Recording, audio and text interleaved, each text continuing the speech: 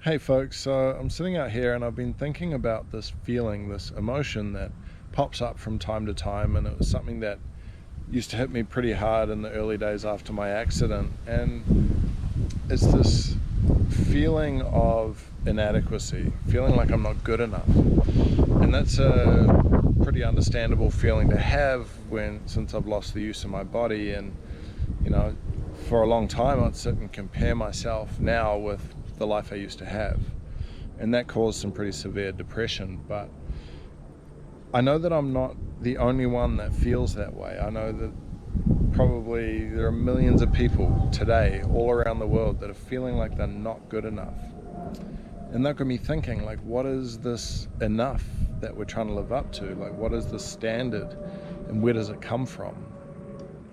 And I think, obviously it can come from other people. If someone else makes you feel like you're not good enough, then, I don't know, quite frankly, you're probably not hanging out with the right people. Like, our friends are supposed to build us up and support us. But I think more often than not, it's something that comes from society, from this thing that's been constructed over time through magazines and TV, Hollywood movies, advertising, and now with social media. We are seeing this so-called perfection, but quite often it's edited, photoshopped, there might be a filter over it, and not only that, but we're only seeing a tiny glimpse at that person's life, and a lot of the time we're comparing that tiny glimpse with our entirety. And it's easy to feel like we're not good enough when we do that, because if we saw that person's entire life, we'd see that everyone has problems, everyone struggles, you're not alone. But I got thinking more about it, and as if it's something that's been constructed by society like that, it's really something that only exists in our minds. And the beauty of that is that we have control over that. We have control over our minds. And I will delve into some tips and some ways that we can gain more control over your thoughts in your mind in another video.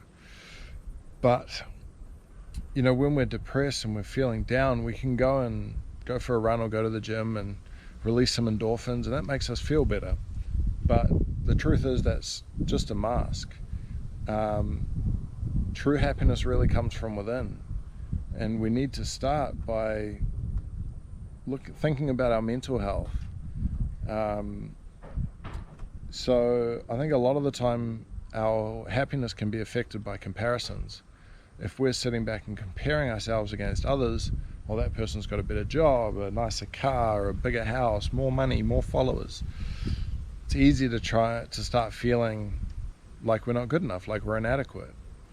So be very conscious of your thoughts and who you're comparing yourself against. In fact, you've got to understand that happiness won't come from a comparison. It's got to come from within. So I've got, some more tips and things that I'd like to give you over the next few weeks. I'm going to try and pump out as many videos as I can, but before I go, I want to leave you with a quote that comes from one of my favorite books. It's called Wav the Peaceful Warrior. And that quote goes something along the lines of that happiness is not found in seeking more, but it's found in the ability to enjoy less. So sit with that, let it soak in, and over the next few days, just try and be aware of any time you might be feeling up or down based on a comparison. So thanks for listening, and we'll see you next time. Cheers.